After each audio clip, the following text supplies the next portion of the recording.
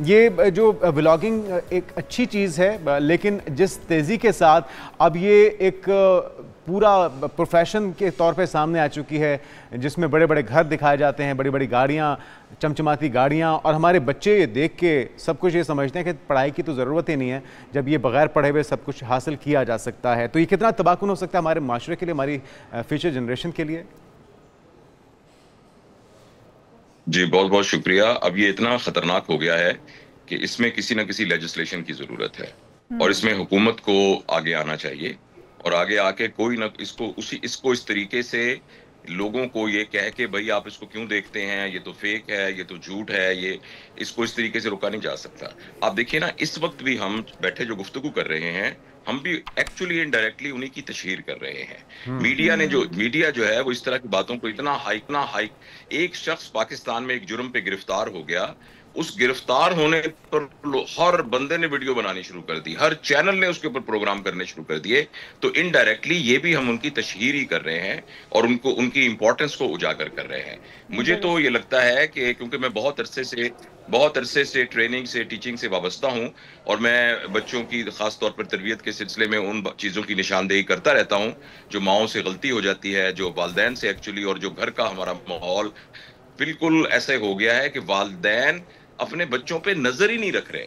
वालदैन जो है वो देख ही रहे हैं कि उनकी 15 साल की बेटी जिसका इंस्टाग्राम पे अकाउंट है वो उसमें क्या पोस्ट कर रही है, क्या कर रही है, उसके दोस्त कौन है।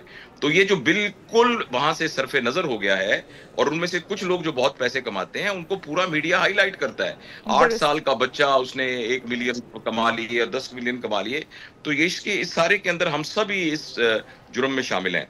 तो इसलिए मैं समझता हूँ कि अब इस वक्त वो वक्त है कि जब हमें इसके खिलाफ कोई ना कोई लेजिस्लेशन पास करनी पड़ेगी और हुकूमत बैठ के उसकी जिम्मेदारी है रियासत की कि वो अपने बच्चों की, अपनी आने वाली नस्लों की तरबियत के लिए ये जो एकदम नेगेटिव डाटा आ रहा है उसको संभाले। बिल्कुल सही डॉक्टर साहब, आपने सही कहा, नुक्ता आपने उठाया कि लेजिस्लेशन होनी चाहिए, हुकूमत को अब अपना किरदार अदा करना होगा, तमाम इदारों को अब किरदार अदा करना होगा, ऐसे लोगों की पकड़ होनी चाहिए। हम लोग भी उनको प्रमोट करने में लग जाते हैं। हालांकि हमारा यहाँ पर प्रोग्राम में बैठने का मकसद यही है, इस टॉपिक को डिस्कस करने का मकसद यही कि हमारे बच्चे जो बेरा रवि का शिकार हो रहे हैं, इस तरह का मवाद देखने के बाद हमारे बच्चे अब ये समझते हैं कि मेहनत तो ज़रूरी नहीं है, एक अकाउंट बनाएंगे और उसके ऊपर हम व्लॉगिंग शुरू करेंगे और उसके बाद फिर हमें बड़ी बड़ी चीज़ें खुद ही घर बैठे बिठाए हासिल हो जाएंगी। इसको डिस्करेज करने के लिए हम ये प्रोग्राम लेकर आए हैं, आज का टॉपिक लेकर आए हैं। क्या वो मयारात हैं जो कि होने चाहिए व्लॉगिंग करते वक्त? क्या लेजिस्लेशन में किस तरह के कवानीन पास होने चाहिए, अगर आप रहनुमाई कर सकें तो? देखो बेटा, ये तो कानून के माहिरीन बैठकर और इस आईटी के जो एक्सपर्ट हैं कि किसको कंट्रोल किया जा सकता है, किसको नहीं कंट्रोल किया जा सकता। मैं तो सिर्फ इस तरफ निशानदहानी कर, मैं ये नहीं, आपकी तवज्जो दिलवाना चाहता हूँ हुकूमत की भी और सब लोगों की, कि इसको सीरियस लिया जाए। जो काम हम कर सकते हैं वो ये है कि इस प्रोग्राम के तहत हम वालदैन से ये रिक्वेस्ट कर सकते हैं कि मेहरबानी करके अपने बच्चों की तरफ तवज्जो दीजिए। आप ये देखिए कि आपके बच्चे क्या कर रहे हैं, और इस तरह की चीजों से जो शॉर्टकट्स हैं, और जो आपको 8-10 कहानियां नजर आती हैं ना कि एक बंदे ने बड़ा घर ले लिया, एक बंदे ने वीलॉगिंग करके, और वीलॉगिंग क्या होती है? वो एक वाहियाती, एक सतही लेवल की बात है। ये मैंने खाना खा लिया, ये मैं अब चला गया, ये मैं अब बैठ के मैं देखे मेरी गाड़ी कितनी अच्छी गाड़ी है, वाह वाह वाह वाह वाह।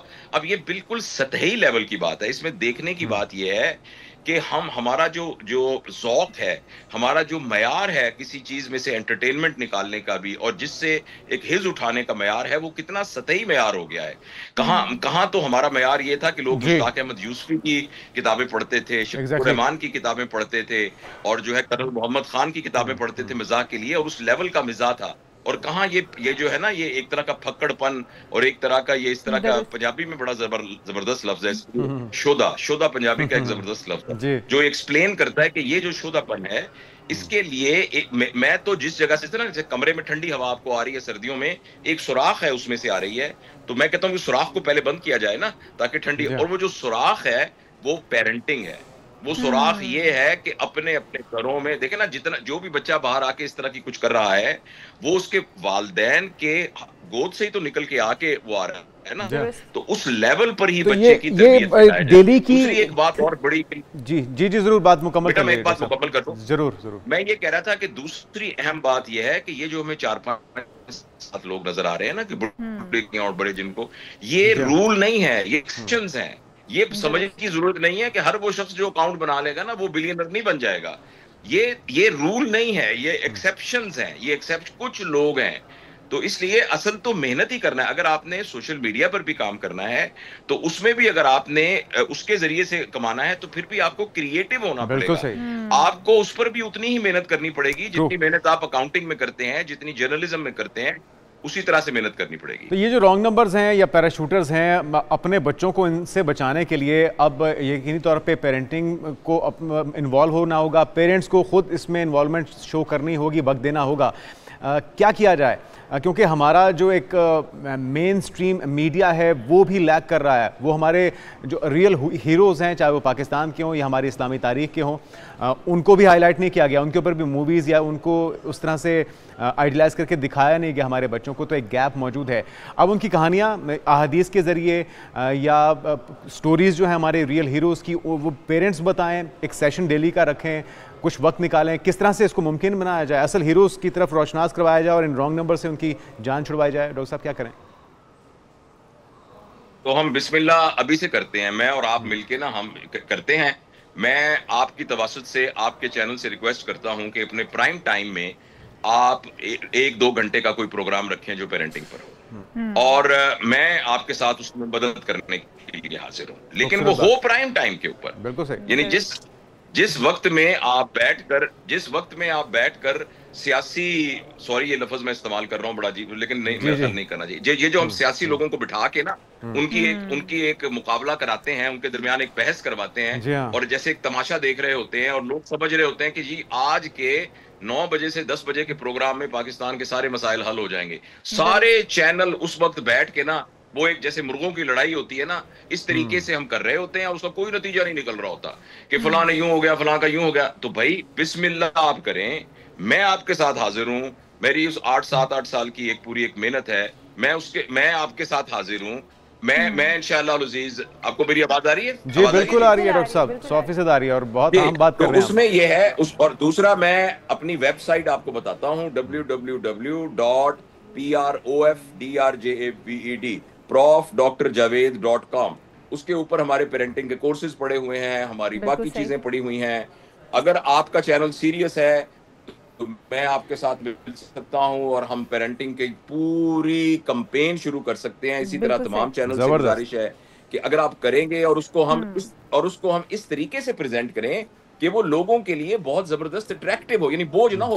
वो ये ना हो कि भाई हमको कोई लेक्चर दे रहे हैं, बिल्कुल सही कह रहे हैं, उनको लगे कि ये तो हमारी जरूरत पूरी होगी। और अगर हम देखें तो कुछ अर्सा पहले तक जो पीटीवी था सिर्फ डॉक्टर, उस वक्त भी बहुत अच्छे प्रोग्राम्स चला करते थे, बच्चों के दिलचस्पी के हुआ करते थे और पूरी फैमिली मिल बैठकर वो टीवी प्रोग्राम्स देखा करती थी जब पीटीवी का दौर था। अब हम देखते हैं कि बहुत सारे चैनल्स हो गए हैं लेकिन फिर भी वो मकसद पूरा नहीं हो पा रहा, वो इन्फॉर्मेशन हम जो अच्छी और मौसर है वो बच्चों तक नहीं पहुंचा पा रहे। आपका प्लान जो आपने बताया बहुत ही खूबसूरत है, अगर इसको एग्जीक्यूट किया जा सके। जी बेटा मैं आपसे ये अर्ज करना चाहता हूं कि आप अपना चैनल देखें, बाकी चैनल देखें, सब चैनल देखें और 24 आवर के एयर टाइम में देख लें कि कितनी चीजें मुफीद डिस्कस हो रही हैं, कितनी मुफीद डिस्कस नहीं हो रही। क्या खबरें जो हैं वो मुफीद है और खबरों को कितना देना चाहिए। फिर इस तरह का सवाल कि फलां बंदा जो वो प्रेस कॉन्फ्रेंस कर रहा है, आइए हम, मेरे साथ तो ऐसा होता है कि एक सीरियस प्रोग्राम के लिए मुझे बुलाया गया कि आइए हम ये देखें कि बच्चे जो आजकल ये कर रहे हैं उनकी तरबियत के लिए क्या कर रहे हैं। मैं बहुत खुश होता हूँ कि भाई एक बहुत सीरियस बात पर अचानक डॉक्टर साहब मैं माफी चाहते हैं, इस वक्त जो है ना एक प्रेस कॉन्फ्रेंस हो रही थी वजीरे फलाने की, अच्छा वो प्रेस कॉन्फ्रेंस ये थी बिल्कुल वो दूसरी पार्टी की। सही, आप सही कह रहे हैं। अब कुछ टीआरपी का मामला है, कुछ चैनल्स की मजबूरियां डॉक्टर साहब, ये ऐसे ही चल रहा है। लेकिन